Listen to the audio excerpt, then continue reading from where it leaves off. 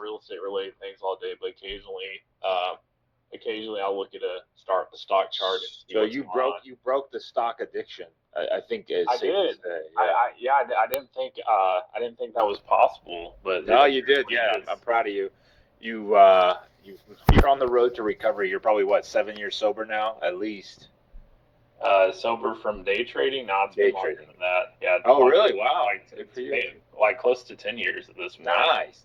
Is there Do like a you special have a point I get for long-term that? trading account? You have like a platform that you just buy stock and hold, or what? Where are you at with your stock career? I do have a long term. You got to have a long term. So yeah, I cashed mine out. Mine's gone. I bought no some long property term. with it. Yeah, no Well, long I mean, term. no, you got property though. Yeah, yeah. That's part of your long term. Yeah. What's funny is that, long story short, I have an investor who used his 401k to invest in a property with me, and he's like so ecstatic because the market basically dropped during that time. So he would have lost like $75,000 if he just kept his money in there. But luckily, he gave it to me, and now he's going to make a 14% return. So he basically said, keep it, so I can roll that 200 grand into a next project once we close escrow.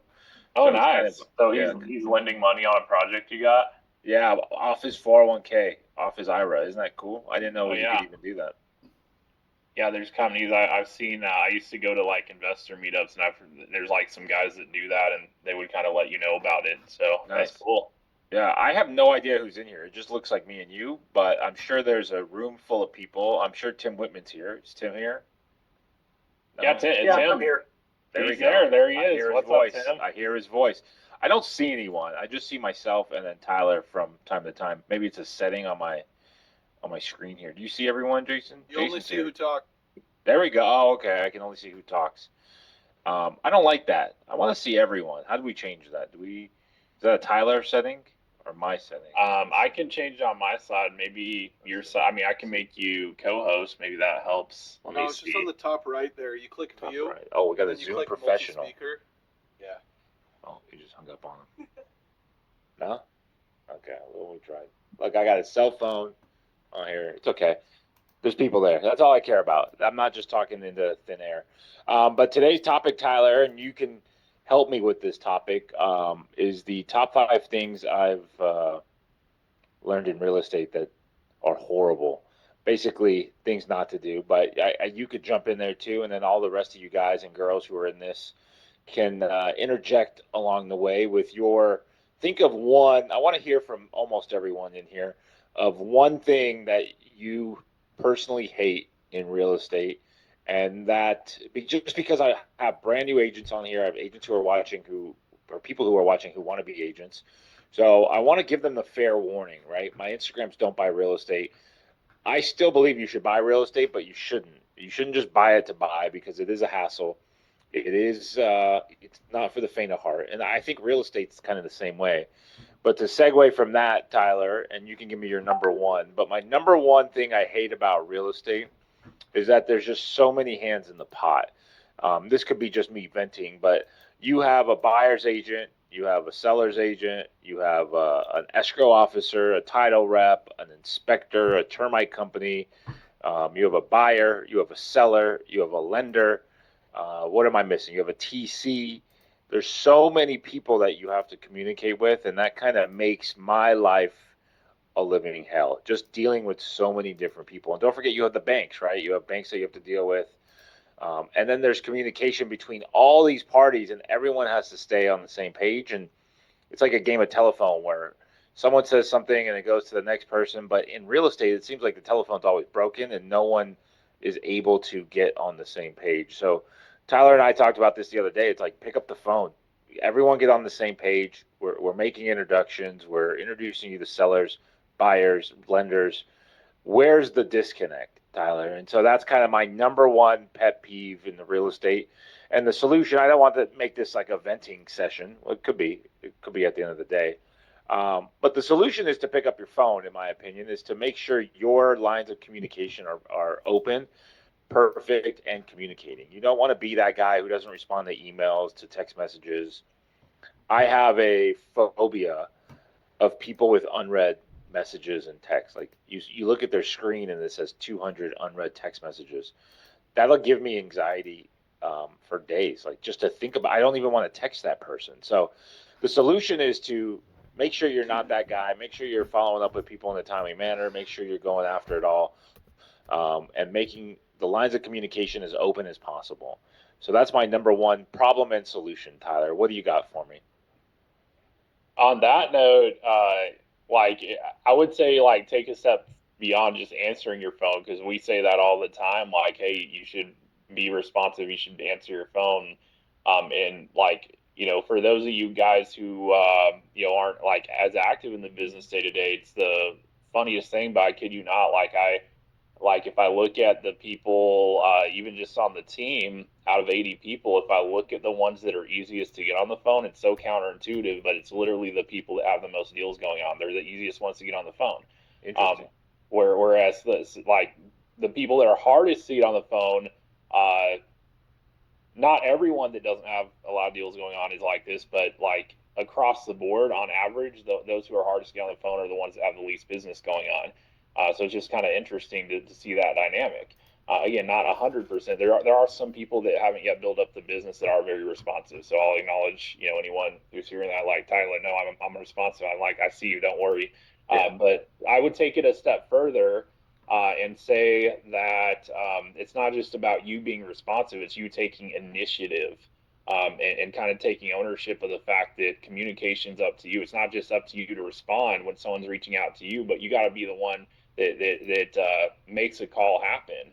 I think it's too easy sometimes. Like we're always trying to schedule stuff. Like we'll be emailing back and forth, hey, what day was good for you? Well, I mean, what happens if they don't respond to that email? Like for me, I'm just going to pick up the phone and call. Like honestly, it's easier for me to just pick up the phone and call than just to write an email to try to coordinate things if I already got the phone number. It's like, what happens? They miss it, then I text, hey, when can we hop on a quick call? To me, that's easier than writing an email. But I don't know if everyone's like that. So Yeah, I think it's all personality based, but I know that in every industry, picking up the phone is kind of fading out of the picture. From tech support to the dentist office to like my dentist the other day wanted me to book an appointment online. I was on the phone with them. Like, I was like, why can't I just book it right now with you? I don't want to go through a portal or register. But I think that's what they want us to do, right? They want us to go through a portal and get hit with a click funnel or this or that. They want all our information without really asking for it. But at the end of the day, I think you're right. You just have to pick up the phone and make sure everyone's on the same page. It'll reduce the stress by maybe 50% in real estate, in life, really. If there's a miscommunication with a friend, family member, boyfriend, girlfriend, communicate, pick up the phone, figure it out before it gets too drawn out, and then chaos ensues. So just make sure you guys understand that that's the number one issue is so many people in the pot, and the number one solution is to pick up your phone and make sure everyone's on the same page. All right, you want to talk about number two? My number two thing I hate, or what I've learned in real estate, is there's a lot of paperwork. And so I have a transaction coordinator. I'm sure all you guys have transaction coordinators, and they're probably the best $500 that you'll ever spend on anything. I have a guy who edits videos and this and that. By far, hands down, transaction coordinator is the best investment. So the number two issue is lots of paperwork. Number two solution is get a good transaction coordinator, and there's plenty of them. There's websites out there. If you can't find one, ask Tyler for a referral. Tyler's got a Rolodex. If you don't know what a Rolodex is, it's a list of people that you can reach out to and hire them for their transaction coordinator services. But the paperwork, and I know it's different in every single state, every city. For the most part, Tyler, correct me if I'm wrong, it's a bunch of legal mumbo jumbo. Like there's a lot of stuff that just doesn't make sense to anyone there. yeah, it's crazy. I mean, and it's crazy too. I almost like forgot the extent like we actually like in the licensing process you learn about Oh so yeah. much of the legal mumbo jumbo that you literally never will hear about beyond that point. I know this because I actually was helping someone recently. This isn't something I ever do, but recently I was helping someone study for their real estate exam, and I'm like reviewing the questions, and like I straight up said like three different times, like I don't even know what this means. Like I don't like I saw one word, I'm like I'm pretty sure I've never heard this word before. I have no idea what that means, and it's not because I'm ignorant. It's because like it's just not part of what we do. Yeah. There are legitimately a ton of things you learn in the licensing process that you will never need to know beyond that point. It's the craziest thing. But yeah, you're right. It kind of goes back to the paperwork. I mean, do you really need to be an expert at that? I mean, if you are, it's not going to help you make a lot of money in this business. I'll tell you that. If anything, maybe you'll be someone who could be good on the paperwork side of things. Maybe you'd be a good TC. That's not always someone who's going to be a top producer. Yeah. I think the the California contract, the residential purchase contract, has over 14 pages just on the actual purchase contract, and then they stacked on like addendums and different disclosures. So in total, I think it's over 21 pages right now of just a purchase contract. How many pages is like a Texas contract? Do you know, Tyler? We lost him. Oh, I'm muted.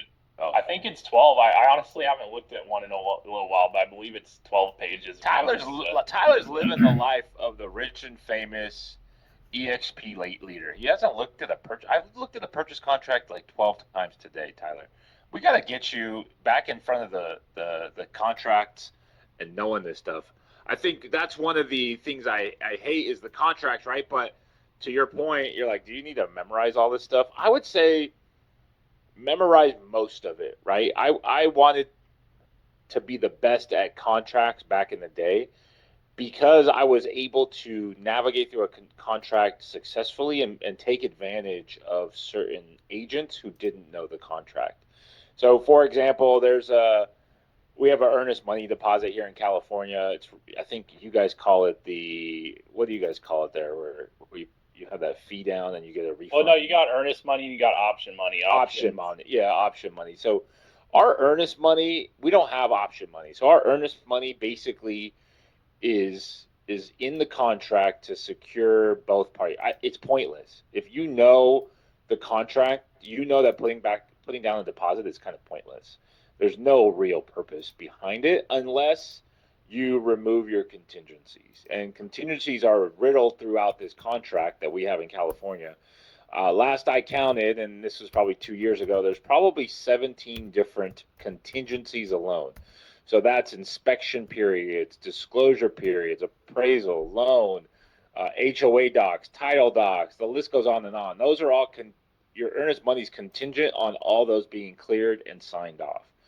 So if I know that as an agent because I studied the contract and I know the verbiage and how it's used, I will never advise my client to release contingencies until closing day. And I've done that several times because agents just don't push the envelope. So if I'm on the other side, what am I doing? I'm forcing that buyer to get those contingencies removed. So on both sides of the table, if I knew the contract, which I do, I'm able to kind of flex some muscle that makes me look a little bit better with my buyers or sellers.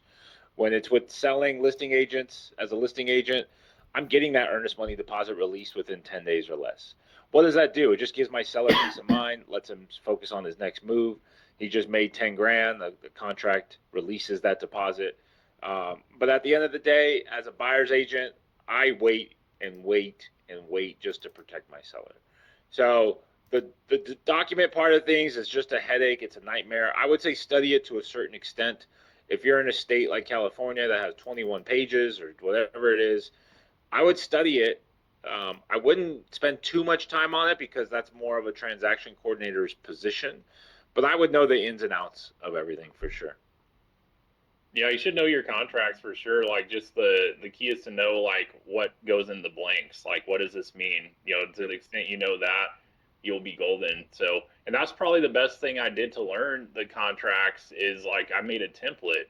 So like early on because I was trying to figure out like how the heck do I know how to fill one of these out when a client needs something. So I got with because I didn't even have like a mentor. I mean, what's cool like today is like I mean, we can pair you up with a mentor in your local area if you're getting our help with everything. But back when I got started, I didn't really have any of that, so I had to kind of like ask around and try to see who would help me. And I was able to. I can't remember who helped me with it, but someone was able to help me like review a contract and like just help me like basically graded me on how I filled it out and told me everything I did wrong. And then I took those notes and then I had a template from there on out of like, okay, I kind of know how to fill this out. But it all came down to like knowing, okay, what actually does this mean? What goes in the blank? What's like, what would be something considered maybe normal for the area? And then you kind of know that as a basis, and then you can help like guide clients through it with, what the key things are, including the contingencies. Very important to know about all the different contingencies and ways out of a contract, especially representing the buyers, then also, helping sellers prepare when something's offered and kind of help gauge, what's good, what's not good, what's strong, what's weak, all that good stuff. Yeah, exactly. What was your number two hated thing in real estate? I gave you mine. Do you have another one, or is it more contracts? Are you just going to piggyback off of mine?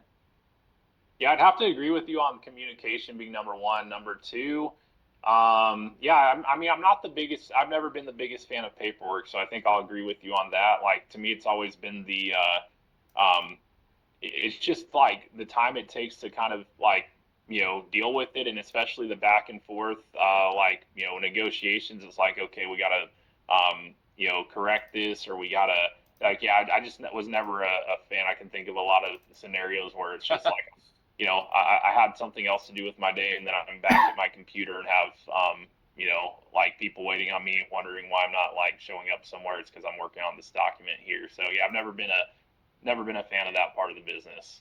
Yeah. So my number three is the different types of brokerages slash brokers. So one thing I learned is early on, right? You get your license, you find a mentor, you join their brokerage, and then what, right? Luckily now, I mean, I wish there was like an EXP type of brokerage 22 years ago when I first started, but there wasn't. There was mom and pop brokerages. There were the Century 21s, the Remax. Those are kind of the bigger names. You would join one of the mom and pops or a Remax or a Century 21, and then you would just sit there in your cubicle waiting for literally, and I think they still do this today, Tyler. These older brokerages, they have people with phone duties. So you sit down at this desk, you're basically the front desk collecting phone calls of people who might be reaching out from random drive-bys or calling the signs or whatever. And that's how you would generate your leads. And my biggest pet peeve number three is, and what I've learned is that not all brokerages are created equally.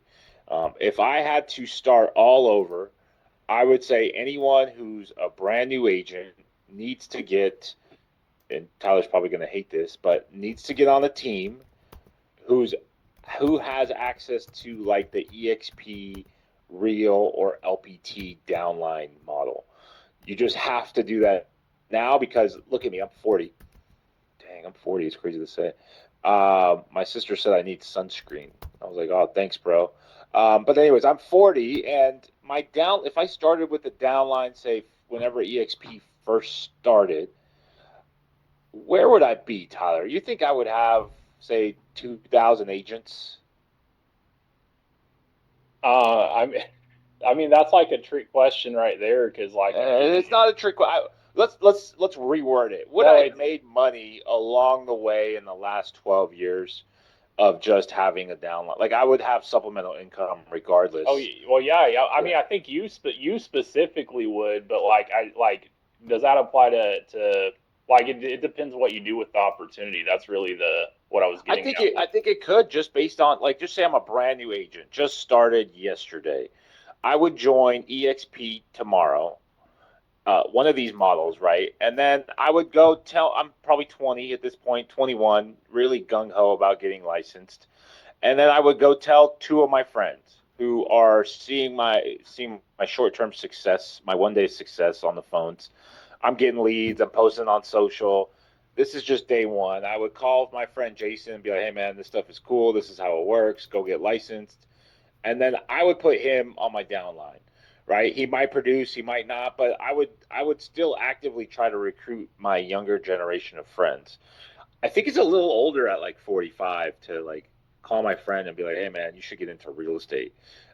Here's how you get licensed." But when I was 20, it was like pretty easy. I personally got, I would say, 100 people into the game when I was 20 to 24, just based on my energy and my excitement of the real estate industry.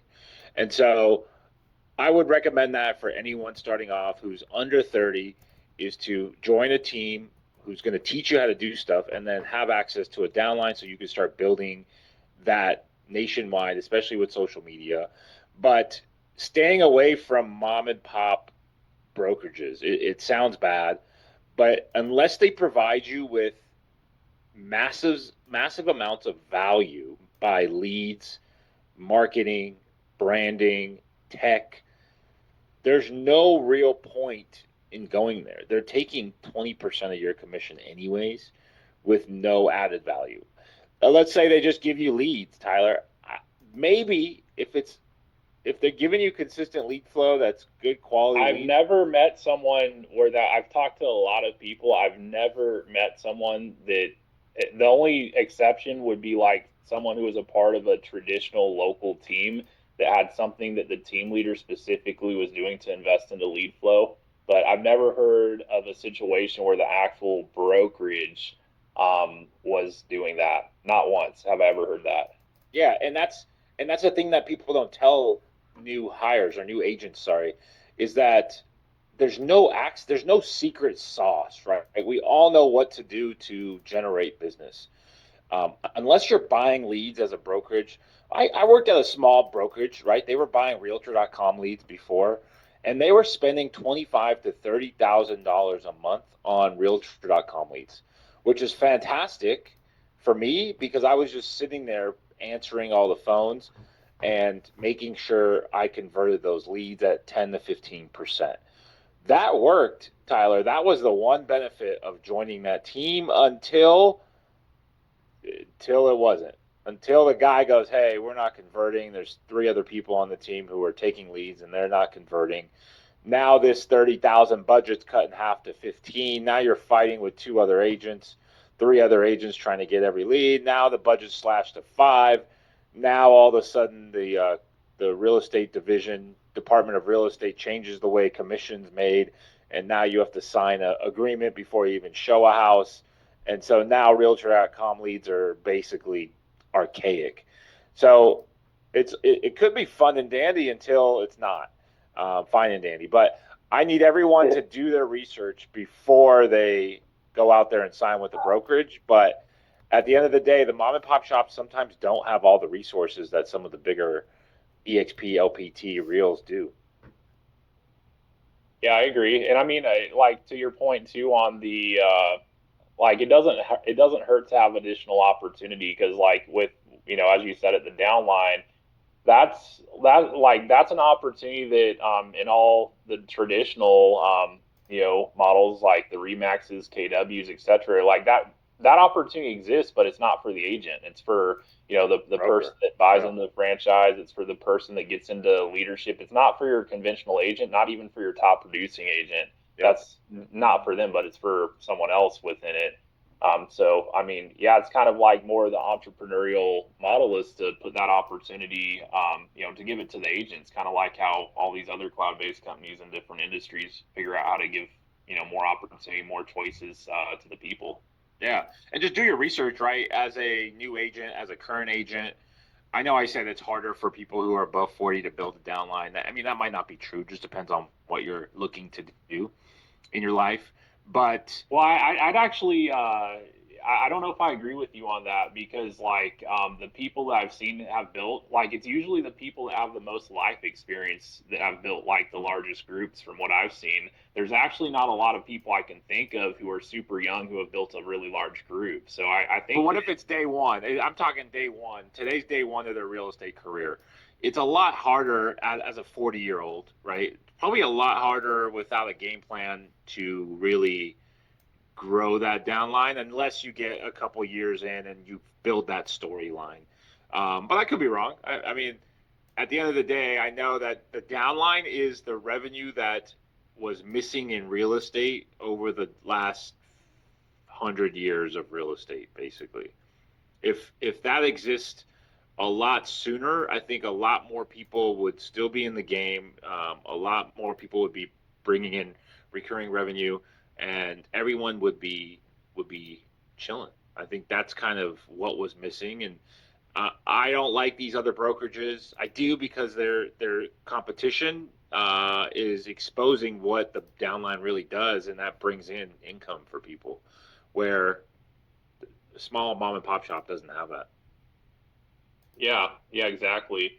But yeah, it's something where like I mean, you've got to have a pathway to build something. I think most of us here probably get into real estate where we see the opportunity to position ourselves for the long term, which obviously owning property is the way you do that. But like if you're going to be working as a professional in the business, getting a lot of sales done, helping a lot of people, families, investors in the process, wouldn't it be cool if like at the end of that you could have built something that's still working for you, and that's where I mean it's nothing new in terms of that model, like to the world of business. Like there's been massive businesses built off of that kind of model where you have the opportunity to build a sales organization. That's something I think it started in the insurance industry like 100 years ago or something like that. And then you had all these big insurance companies with sales reps out there doing all the work and making connections with people. But like, there's a lot of people that built something in that kind of model, and then there's others that came along. And I mean, it seemed like real estate's a really natural fit for it because like you're literally dealing with like house sales, you're dealing with property, you're dealing with real assets. You're not dealing with something like made up that you're trying to convince people that they need that maybe they don't really need. So anyway, I feel like it's a really natural fit for what we do, but for whatever reason, it took a while for it to really be a big opportunity for the agent. It wasn't really until these cloud-based companies came around, which still is relatively recent because prior, like it was just too cost heavy. You got all the bricks and mortar fixed over. There wasn't really enough money for it to be a substantial opportunity for the agent. I think that's kind of my one of my other pet peeves with some of these cloud-based models. They're great nationwide, worldwide. There's just the office dynamic has shifted, right? You miss that in a way.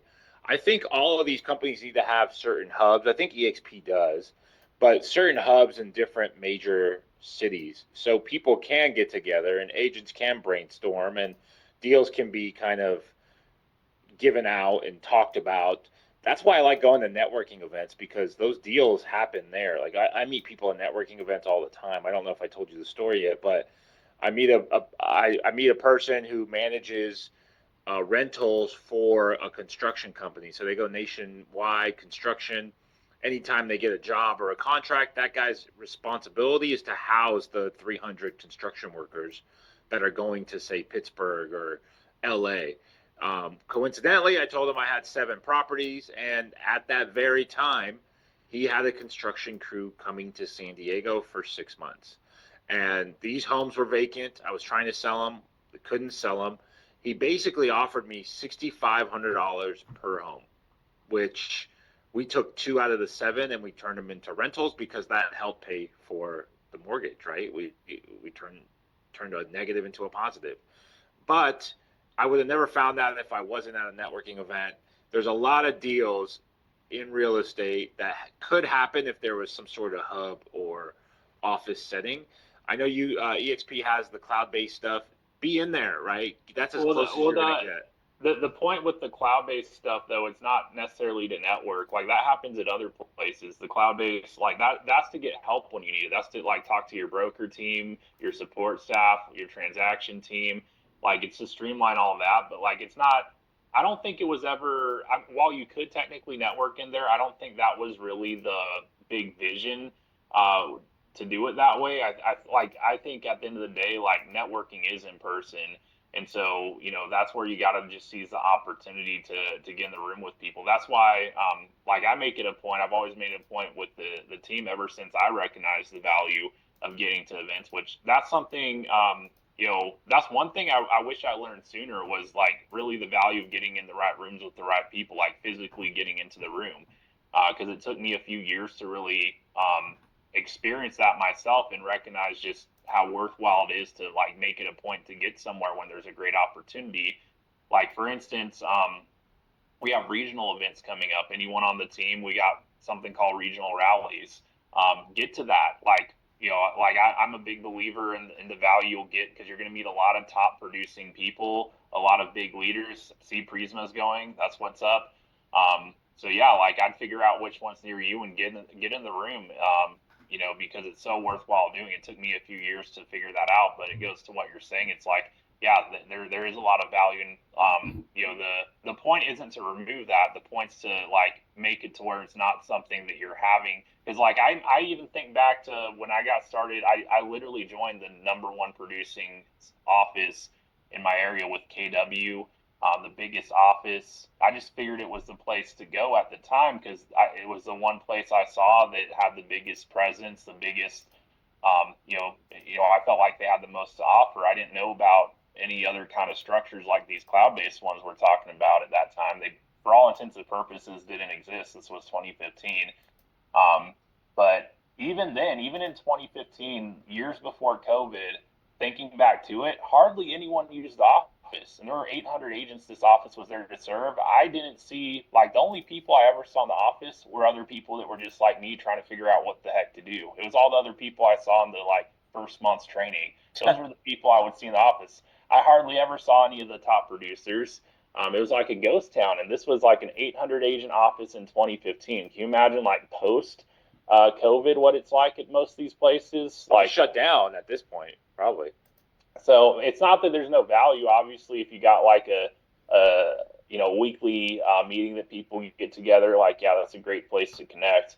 But I don't think it's really the goal of the newer structure here to remove that. It's just it's done in a different way now. Now instead we got different events that are put on in different places, and then just the bigger communities we have locally, like there tends to be some leader that puts something into motion. Like there's a group in South Texas. I've been working with one of the team members to build this group up now, but he's now got 8 agents in his local group.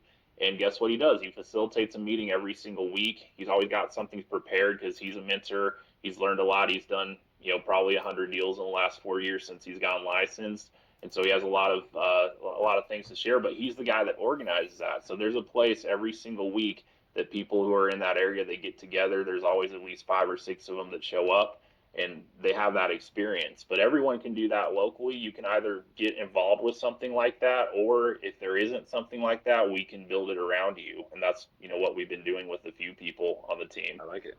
That's awesome. So that was our top three. I have two more to go, but let's open it up to someone. I saw Built by Bailey's in the house. I saw Prisma. I saw Whitman. Kevin Wells got to be in here. Kevin Wells is always in here, right? Give me one. Give me one. One thing you hate about real estate that we haven't mentioned from somebody. Who do we got? Maybe I do need sunscreen. Nobody, Tyler? Who's got something? Y'all love everything about real estate? Is that what's going on? I got one for you. Built What's by up, Bailey. Title companies. Ooh, the worst. Title companies are terrible now. They will delay me probably 70% of the time at this point on a closing for one reason or another. Do you think they'll ever go blockchain or something along those lines? Because title work's not that difficult, right? It shouldn't be. No. Yeah. Funny story. I was in escrow on the property in Austin, Texas, just last week or 2 weeks ago. It was in foreclosure. There was an auction. This was 3 weeks ago, I guess. Auction was April 2nd or whatever that Tuesday was. In Austin, Texas, we're in contract. We're closing on it. Title was delayed for whatever reason, and they're like, "Oh, don't worry, we'll just close tomorrow." Long story short, it was sold to auction that day, and they didn't even know. And so we come to close, and we go to the house for a walkthrough, and there's someone already demoing the property, and we're like, "What are you guys doing?" I didn't, but whoever went there. And he called me and he said, "Hey, there's someone who bought the property yesterday at auction, and they're already starting with demo." And we call the title company back, and they're like, "No, that's impossible. Right here, we see this, this, and this." Long story short, they called the county or whoever's the recorder's office, and sure enough, it was sold in auction, and I wasted 3 weeks of my life trying to close on this deal. But yeah, I think title. I don't know why, but title's just getting worse, and I think it needs to be replaced by the blockchain or something. We need Elon. Am I allowed to say that on YouTube? So wait a second. So the person who sold you the property got it foreclosed and it sold it at auction while y'all were under contract, Yep. and there's Cool, nothing huh? you can do. Nothing I could do. That's crazy. Yeah, and I had a good deal on it too. Um, yeah, whatever. So I'm gonna cry just thinking about it. Poor execution. We picked the wrong title company. We didn't move fast enough. It's not anyone else's fault except mine. I'll take full responsibility. But at the end of the day, if this title company would have just done their job correctly and we closed on time, we would have eliminated this interesting story that I have now for the rest of my life. But yeah, I like Built by Bailey's title companies. Sometimes I just wonder. I just wonder. I have is Emmanuel in here? Emmanuel's in here, right? Or no? No. I Manny have a Fresh, yeah, I don't see him here I actually. have a deal with him right now that it's a fixer in Houston, humble Houston. Same thing. Title didn't order the payoffs. It's in pre-foreclosure. Um, Luckily, we have time, but we check in on Friday. She hasn't ordered the HOA demand. She hasn't ordered the first or second demands from the lender. It's like, what have you been doing for the last 14 days? Let's get the move on. We got a foreclosure that we're working on to kind of stop. So, yeah, I feel it every single day. So I feel you, Bill by Bailey's. I like that. Who else has one? What do you not like about real estate? Hey This is your Tyler, this venting is hour. Hey Tyler, this is Amandeep. I'm from Charlotte. I don't like the way we have inspection report came in and then we have to put the repair order in. Man, I just try to do this. I hoop through two different systems with the inspection companies, and I still unable to figure out how to do that repair report for one of that. And I'm talking to my mentor, and she's gonna help me out tomorrow. We're gonna do the repair report for the property that we're gonna already have under contract now. So Sounds like fun. Sounds like good old real estate. Good old real estate. Yeah, so inspections and yeah, like that's a whole nother negotiation. I guess depending on what side of it you're on, that could be more fun than not, depending on the situation, right? yeah, I'm right I, now. I'm I representing sent Tree. by. Is Tree here? Tree's listing a house referral that I sent over. They did the inspection today, this morning. The inspector went over there and notated mold around the windowsill. My seller luckily was home, and the inspector was like, "Hey, you got some mold here." He goes over to the window, takes like a wet, damp towel and wipes it off. It was just dust. Like that could have just derailed the whole thing. If you say mold on an inspection, now you're talking drywall, mold remediation. You're talking the works, right? So yeah, home inspections are tough, and I think as real estate agents, being present there at least for the review of the whole thing is imperative because if the seller wasn't there, that could have gone completely south, and you don't want that as an agent. So yeah, home inspections is terrible. Yeah, and that's so crazy. Yeah, like in you wouldn't think there's that big of a difference between home inspectors, but there is, and it's like, and sometimes you use that to your advantage depending on what side of the deal you're on. If you want, like, if you want to be super meticulous, to get like a super meticulous home inspector. If you want to, it just depends on the scenario, but it's kind of good to know who does what. Like, so it's funny when I bought my house I'm in right now, which was a new build. Um, I connected with one of our local team members who's in this area because I wasn't in this area. I asked him like, "Hey, like, who should I use for my home inspection?" He told me a guy, but he's like, "But just so you know, this guy's like super meticulous. Like he's gonna note everything. And at first I thought about like, do I really want to use that guy in a new home? Because like I know like he's gonna come up with a crazy laundry list. We're probably gonna piss the builder off.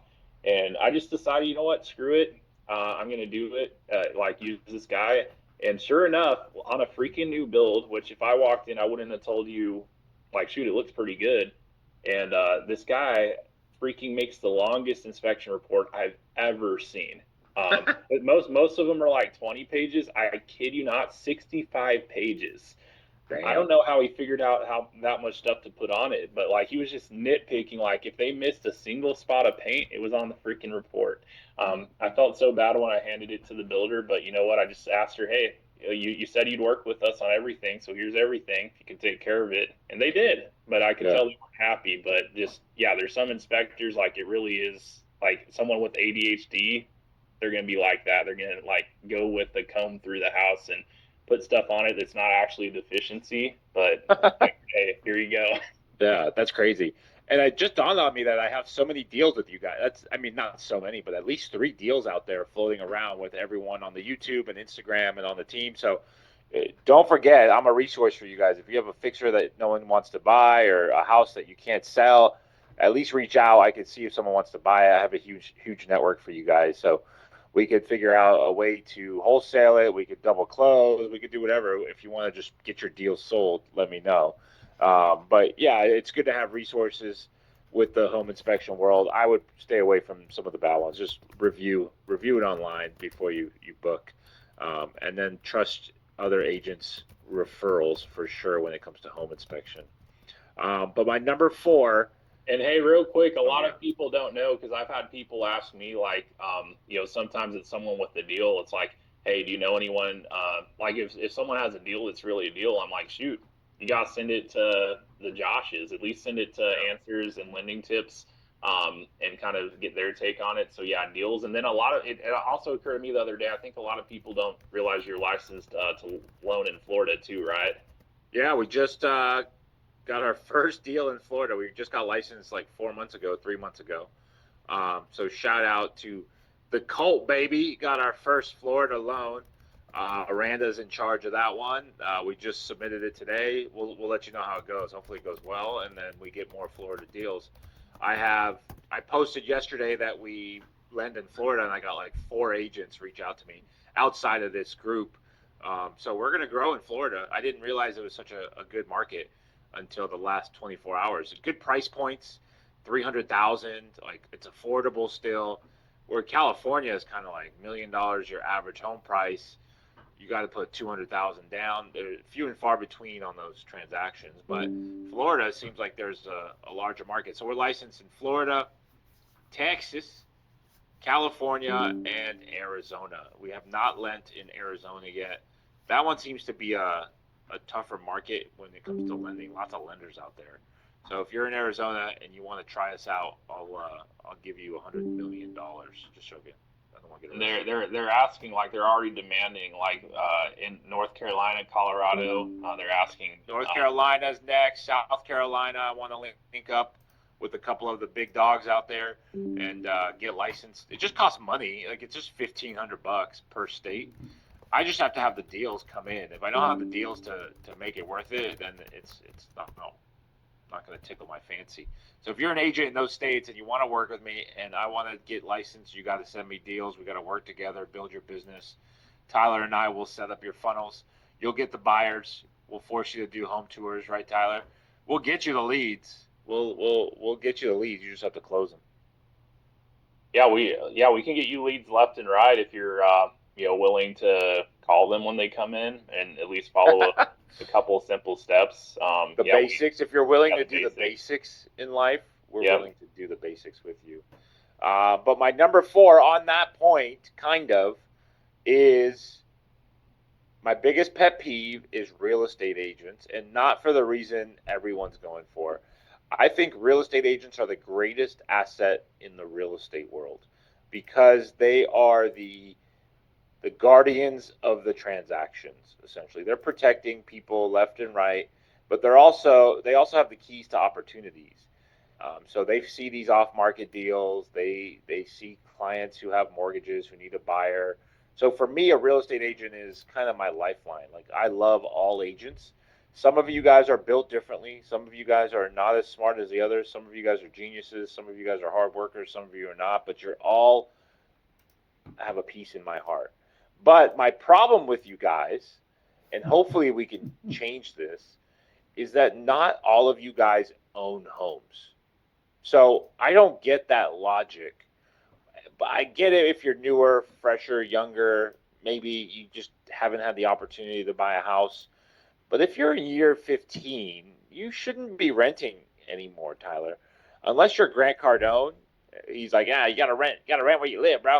Um, I think you should own a house. I think you should go through the transaction. You should understand how it works. You should understand the ins and outs of a transaction as a buyer versus just a real estate agent or a seller, right? You get to feel exactly what a buyer feels, exactly what a seller feels, exactly what the escrow means on the other side and how they communicate with your client. Because you would be surprised at how bad the title company you work with is if you've never actually worked with them as a consumer. Or the lender you refer them to, if you've never worked with that lender hands on with their communication, with their portals, with their upload software, with their rates, um, you might be referring people to nowhere, right? A bad experience overall. And I think once you go through the motions as a home buyer or a home seller, you understand the point of view from your clients. And I think, yeah, maybe you don't have to buy something to be a good agent, but I think you should go through it for your own personal wealth and your own personal kind of well-being and understanding of the industry. So, correct me if I'm wrong, Tyler. I think everyone should own a home just for the sake of building wealth, but to understand the real aspects of the real estate transaction. Yeah, 100%. And yeah, I'd have to agree. Like with it's kind of interesting. I saw all the stats because National Association of Realtors, very meticulously studies all their membership, all their members, and they know exactly like what percentage of people are this that, and to me the craziest stat I ever saw was that 95% of realtors don't invest in real estate, and a lot of them don't 90%? 95%. Jeez. I mean they're not counting your personal residence as an investment in that data, but like 95%. So they're just like active in the business. They're helping represent people and helping people navigate home ownership and investing, but they're not investing themselves. They're not utilizing real estate as the wealth building asset class it is that they're experts in. If you're an expert in real estate, to me, I don't really relate to that because, like, I don't think I would have gone in real estate in the first place if I didn't recognize just how powerful the wealth building it vehicle it was. Like, that's why I like the stock market. I felt like, it's like a shoot, like this is like playing a computer game, except if you make the right trade, you make money, actual money. And like to me, I saw real estate is a wealth building vehicle, because it's like, hey, every time I hear of a wealthy person, they're either in real estate and I don't even know what that means, or they own a lot of real estate and it's very clear what that means. But like, how do you get all the money to do that? Well, hey, there's something there.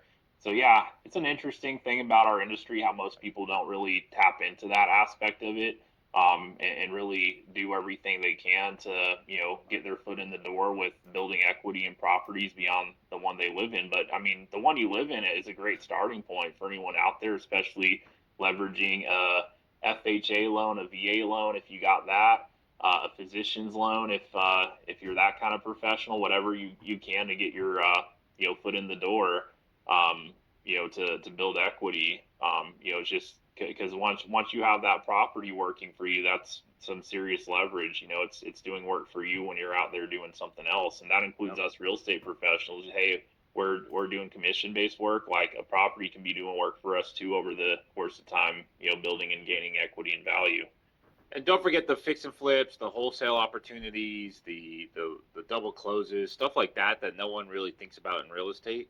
I don't know why. Maybe they think it's just too hard to get into, but I think my goal for 2025 is to get you guys and all the real estate agents I touch to be open-minded with investing into their own wealth, right? Making a commission is probably the highest rate of return for a real estate agent. There's no question that you have to earn the income to start investing. But I want you to have two flips a year, right? Where you're making, say, lower margins of 50,000 per flip. You're not doing that much work. You're finding the deal because you're already doing that. You're door knocking, you're cold calling, you're talking to sellers, you're getting referrals. You see these deals. You know right when you see it, hey, this could be an off market deal. I can't sell this on the open market. Hey, they're offering this. I could probably get it for this. I could buy it for this, fix it for this, sell it for this. Like you should know all that so you can get at least two deals a year that you're fixing and flipping. If I could tell all you guys you're going to make an extra 100 grand a year passively, you probably would all jump for joy.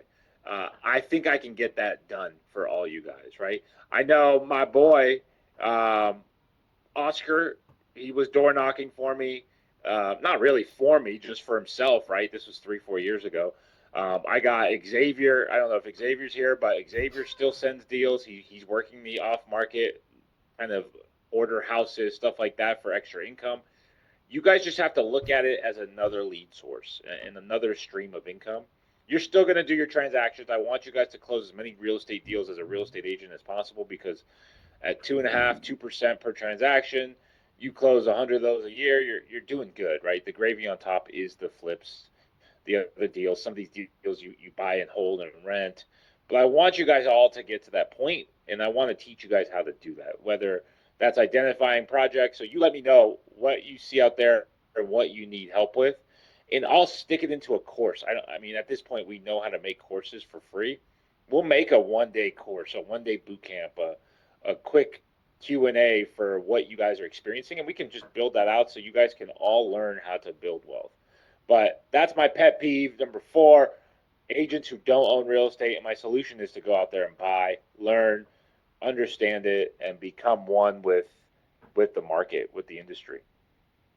Yeah, and think differently about it. I think too, like probably what's stopping a lot of people is they feel like the money isn't there, like for them to even get started with it. Like, you know, taking your average agent according to NAR, it's like, hey, if you're making 50 grand a year in commissions, like your average agent does, where is the money to set aside to do things like that? For most people, they kind of stop there and just assume they don't have the money to do it. I've one of the first properties I flipped, I did it 100% with someone else's money. I found someone who had money who the um, didn't want to do the part that involved being on the ground and managing everything, including finding the deal. They didn't want to do that part, but they had I don't know how much money. They had money sitting around doing nothing, and they loved the idea of doing something in real estate, and so that was a perfect match. So what did I do? I found the deal, walked through the numbers, reviewed the plan with the project, and it was a private money deal, and she funded 100% of it, including the project costs at the closing table. So literally, and not everyone will do it exactly like that.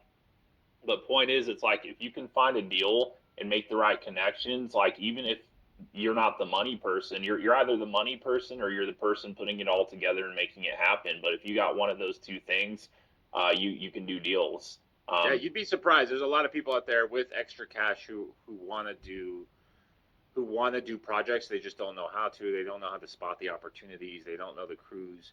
They just don't want to do it, but they know that it's profitable. So yeah, you would be surprised at how many people, if you talk to enough people, would be willing to assist you in that investment journey.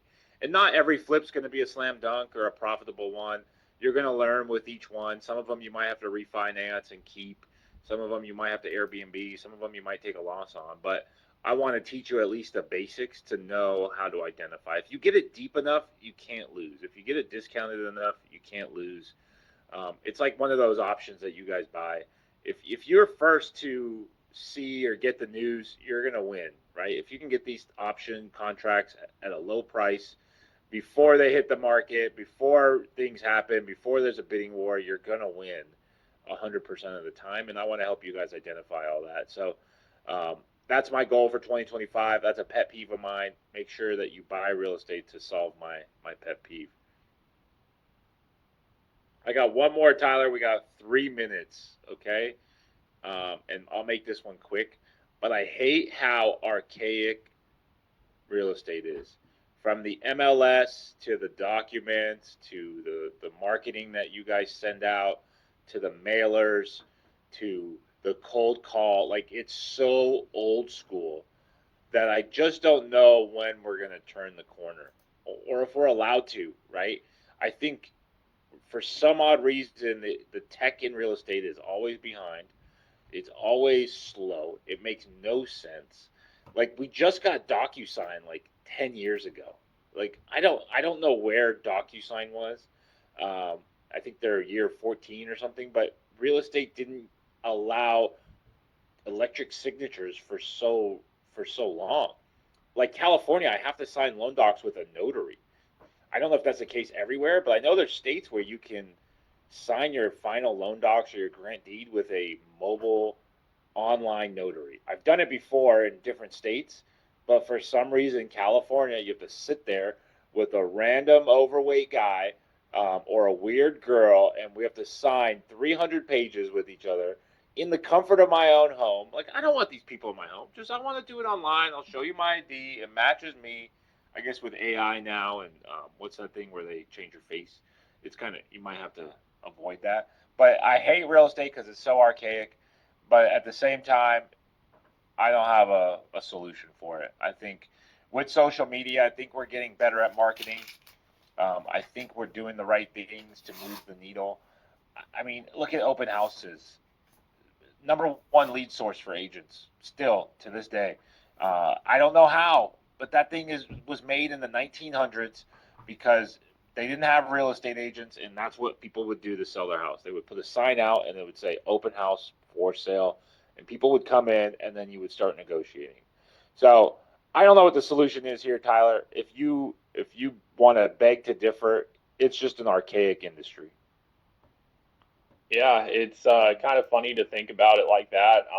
I've kind of gone perspective in the sense of like I started in a big city, and then I moved to like smaller markets in the meantime. And what I've like, and when I say smaller markets, I'm talking about like a 2 million population area to a 200,000 population area. And what I've noticed, and I think it's probably similar if you go from 200,000 to like 20,000 or 2,000 in a town, but it's like the smaller of an area you go to, it's like the further back in time you go to. It's just like literally, it's like I went back 5 years in terms of like how people do stuff locally. It's just like a lot more antiquated and old school, even on local levels like that. But yeah, it is kind of funny how like so much has changed yet so little has changed over the course of our industry if you really think about it. But I And mean, maybe it's just society as a whole. I don't know. Maybe we're just not as advanced as I think we are as a society. I think we've come a long way, right? I think the last greatest thing made was the cell phone, the Apple iPhone. But like someone just told me that like in certain states it's illegal to pump your own gas. Like that's just weird to me. Like why is it illegal to pump your own gas in some states? And that goes along with some of the real estate stuff where you have to sign with a notary at your house or wherever you sign with them, or why do things have to be recorded with the county and it takes 24 hours? Like why can't we just upload it to a portal and it automatically does it with AI or whatever the case may be that the government has? But I don't know. It's just so old school. So some things in life are pretty old school. yeah, you'd think that like there might be like some kind of like what blockchain solution or something of that nature. I mean, at least people pump their own gas. What's the logic? Someone said New Jersey. What's the logic with not being able to pump your own gas? I don't get that. That's Is it like crazy. a I didn't even know sanitation thing? that. Yeah. So it's illegal to pump your own gas. I have an electric car. Imagine if someone was like, "Hey, I got to plug that in for you." I would be tripping out. I'd be like, "What are you talking about, dude? I'm plugging that in myself." But yeah, I guess the electric cars was the last greatest thing ever since the iPhones. But in real estate, I can't think of anything that's come out recently that's just game changing. Besides maybe search engines like Zillow and Redfin. What do you think in real estate, Tyler? What's been game changing in the industry? And You I guess know, EXP. well, you know what's crazy is like not even every. like there's countries that are way more antiquated. Like, and something like I feel like I've never really been a fan of like realtor associations or the MLSs, but I think I got like some insight recently that made me appreciate them slightly more, which is like if you think about how real estate, I feel like a lot of us wouldn't even know this, but like if you go to like European countries, for instance, like if you got a listing, what you have to do to like actually get eyes on it is ridiculous. So you don't have like places like Zillow, or you don't have like places like the MLS that just syndicate it to hundreds of websites. Like that doesn't exist there. You have to like pay one off to these different portals, and it's insane how much it costs to get exposure on a listing. If so, like they don't even have systems like that over there, which is crazy. So we're actually, you know, like even though it seems antiquated a lot of ways here, it's like we're a lot further ahead than most of the world is in terms of marketing properties and getting actual eyeballs on it because we have these agreements where there's cooperation between all the brokers to have it all on the same platform where you can see these properties. That doesn't exist everywhere. Yeah. There's still some cities and states, Tyler, that don't allow Redfin and Zillow. Like the MLSs don't sync up or something. So I would zoom in on like certain cities in Redfin and be like, oh, Redfin doesn't operate in this area. Like what? Like how? It's just a plug and play with the MLS. Like so, there's probably a law or a rule. So even the Redfin and Zillows of the world are still not even up to where we should be. Like we should be touring houses with our Google glasses or our Meta VR at this point in life, but I don't think we're ever going to get there in my lifetime. It's moving too slow. But that's my top 5 things I hate and love about real estate and kind of the solutions. I don't have a solution to the last one. I think I just have to wait it out. I'll be that 70-year-old agent who finally gets to see the blockchain take effect and not have to deal with a title rep and delays and closings and loan docs and notaries. So I think time will be the dictator of that one. But those are my top 5. Tyler, I appreciate you bantering with me. Anyone else have anything after thinking all this? Any questions, concerns? I know you guys got something. You can't just listen to one. me. Oh, here we go. Who's that? Who's that? It's Boatsky. What's up, dog? Appraisers, man. Appraisers. I hate them. Appraisers, They're yes. the worst. Yes. Dealing Pointless. with Pointless, yeah, right? dealing with the situation. I live in the States. Mom lived in Canada. I don't want to get into the details, anyways. Got her a place here. Now getting her a place in Canada again. It's a long story, but we bought this place here. Got it appraised. We got it for 340. Got it appraised. I thought it shouldn't be that much. Came in at 340. We were surprised. The agent too, or like whatever. She's ended up moving back for some reason. Some reasons I don't want to really get into right now. But we're trying to sell it. We did a bunch of improvements to it, so we're trying to sell it. It was like 6 months ago, and we listed it for like 25 over, which is crazy. So like we were listing it for 365 or 370. We got a buyer. Absolutely would want to pay like 400 for it. Has to get an FHA. Gets it appraised. The appraiser asks crazy personal questions. What are you using the money for? Like, where are you from? What country are you from? Like, why are you here? Where are you going after this? And we were like, kind of like, why? Like, it's none of your business, really, what we want to use the money for. Like, doesn't matter. Like, it's none of your business. We prefer not to answer. I guess got pissed off at us and appraised the house for $5K less than what we bought it for 6 months ago. Screwed this poor family. I felt awful for them. Sucked for us, but this family was just dead set on having this property. Just really wanted it. They were in love with it, and they just had to bail on it because they couldn't come up with the cash. And that's one of those things where they have AVMs, automated value systems online. Like they do way better than an appraiser does. Like even on my fix and flips, I have to pay $800 for an appraiser to go out there and take pictures. $800. Even on these loans, if we don't get an appraisal waiver, the client has to pay $650 to go get an appraisal. Just to go there and measure? They don't even measure. They like just take the notes offline anyway. So, and that's right. FHA sticks. So now for 3 months, we just had to sit and hope that nobody came around for an FHA. Yeah, what a dumb rule. VA and FHA, once you get an appraisal done, it sticks with the property for 90 days. Isn't that crazy? It is crazy. And the other crazy thing is we had a friend who was doing VA appraisals, and so my agent was like, He just asked him. He was curious. Can you just do like an appraisal on this property, like unofficial? Whatever. Yeah. He brought it in at 365, not 335. So I was like, and there's no way we can contest it. We reached out to the bank. We tried to get in touch with that. And this appraiser is known to do this, right? This is because we have a couple people in town who know this person, Yeah. and she's done this to everyone. Asks personal questions, makes a decision of whether they deserve the money or not, and You've then seen basically you've seen the gives it news to them clips or where not. the appraiser like lowballs a value because they saw it was like a African American couple or a Hispanic couple in the pictures, and then they had someone else go and they removed the pictures and it came in that value, like or higher values. Yeah. It's a dumb industry. I don't know if I am allowed to admit this, but back in the day, back in the heyday, you would just tell your appraiser, Yep. hey, here's $800. This is my contract. This is what I Yep. need that make it happen. Now it's like there's too much hands in the cookie jar when it comes to appraising, and there's no rule book. There's no set in stone guidelines. Everyone's out there doing their own things, pulling their own comps. Yeah. There's nothing set in stone. Then there's this underwriter at the bank. Oh gosh, don't get me started with underwriters at the bank.